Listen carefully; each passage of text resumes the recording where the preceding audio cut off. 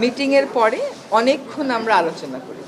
Doctor ইউনূসের পদত্যাগ বিষয়ে যা বললেন রেজওয়ানা হাসান। বর্তমান অন্তর্বর্তীকালীন সরকারের উপদেষ্টা রেজওয়ানা হাসান বলেছেন, প্রধান উপদেষ্টা ইতিমধ্যে পরিষ্কারভাবে জানিয়েছেন যে আগামী সংসদ নির্বাচন ডিসেম্বর থেকে জুনের মধ্যে অনুষ্ঠিত হবে এবং এই সময়সীমার একদিনও এদিক সেদিক হওয়ার সুযোগ নেই। তিনি বলেন, আমি প্রথম থেকেই বলে এসেছি যে উনি একটা সময় দিয়েছেন ডিসেম্বর থেকে জুনের মধ্যে নির্বাচন হবে, তার একদিনও এদিক সেদিক হওয়ার কোনো সুযোগ আমাদের পক্ষ থেকে নেই।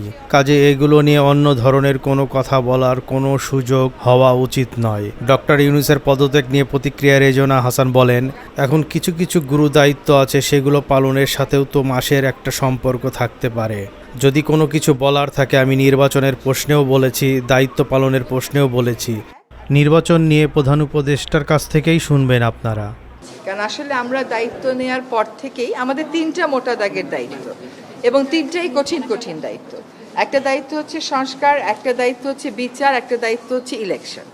শুধুমাত্র ইলেকশন করবার জন্য তো আমরা দায়িত্বটা নিইনি, যেহেতু আরও 2টা দায়িত্ব আছে, আমরা সেগুলো আসলে পালন করতে পারছি কিনা।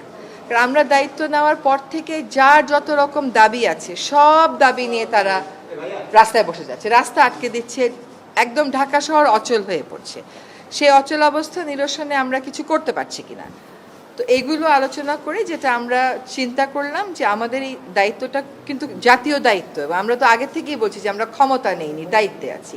এই দায়িত্বটা পালন করা তখনই আমাদের পক্ষে সম্ভব হবে যখন আমরা সকলের সহযোগিতা পাবো।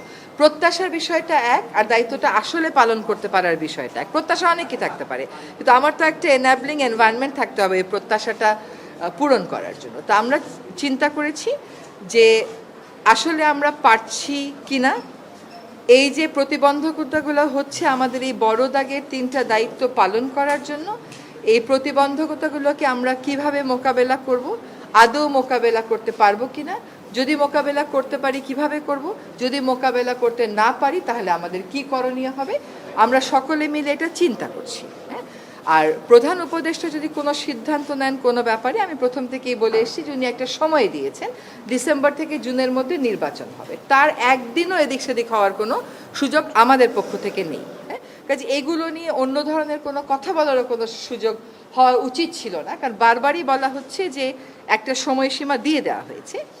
এখন কিছু কিছু গুরু দায়িত্ব তো আছে, সেগুলো পালনের সাথেও তো মাসের একটা সম্পর্ক থাকতে পারে। তো উনার যদি কোনো কিছু বলার থাকে, আমি নির্বাচনের প্রশ্নেও বলেছি, দায়িত্ব পালনের প্রশ্নেও বলেছি, ওটা আপনারা ওনার থেকেই শুনবেন। না, চাপ মানে কি, ধরেন প্রত্যাশার একটা কোনো চাপ হচ্ছে যে আমরা পারফর্ম করতে পারছি কিনা, আমাদের বিবেচনায় বিবেকে ওইটাই একমাত্র চাপ। এর বাইরে আর কোনো চাপের জন্য, ধরেন আপনি এখন এক জায়গা থেকে আরেক জায়গায় মিটিংয়ে যাবেন, সচিবালয় থেকে যমুনা মিটিংয়ে যাবেন, যেতে পারবেন না, রাস্তা বন্ধ। কেন রাস্তা বন্ধ? সেটা তো আসলে অনেক সমস্যা এরকম আছে যেটা আলাপ আলোচনা করলেই হয়তো করা যায়। তো চাপ হচ্ছে আমাদের নিজেদের পারফরমেন্সের চাপ, যে আমরা পারফর্ম করতে পারছি কি পারছি না। ম্যাস পিপলকে একই ইনফরমেশন, যে আমরা যদি আমাদের দায়িত্ব পালন করতে পারি তাহলেই আমাদের দায়িত্বে থাকাটা প্রাসঙ্গিক। যদি দায়িত্ব পালন করতে না পারি, আমাদের যার যার নিজস্ব অনেক কাজ আছে, তাহলে দায়িত্ব পালন করাটা আর প্রাসঙ্গিক থাকলো কিনা। আমরা দায়িত্ব পালন অনেক প্রতিকূল পরিস্থিতির মধ্য দিয়ে তো অনেক দূর এগিয়েছি। আমরা রিফর্ম কমিশনগুলো তাদের রিপোর্ট দিয়েছে, সেই রিপোর্টের উপরে রাজনৈতিক ঐক্য গড়ার প্রক্রিয়াটা শুরু হয়েছে, সকল রাজনৈতিক দল সেখানে পার্টিসিপেট করছে।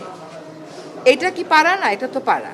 আমরা একটা নির্বাচনের সময়সীমা বলে দিয়েছি যে ডিসেম্বর থেকে জুনের মধ্যে অবশ্যই হবে, সেটাও একটা পারা। আরেকটা হচ্ছে বিচার, ট্রাইব্যুনাল একটা ছিল, এখন 2টা হয়েছে। আগামীকাল থেকে ট্রায়ালের আনুষ্ঠানিক পর্যায়ে শুরু হবে, কিন্তু জিনিসগুলো স্মুথ যেতে হবে, এইগুলোতে যাতে কোনো রকমের প্রতিবন্ধকতা না আসে, সেটা প্রথম থেকেই আমাদের একটা আহ্বান ছিল। এখন এই কাজগুলো আমরা সঠিক প্রক্রিয়াতে শেষ করতে চাই সকলের সহযোগিতা। প্রতিবেদন দৈনিক আর নিউজ, ঢাকা।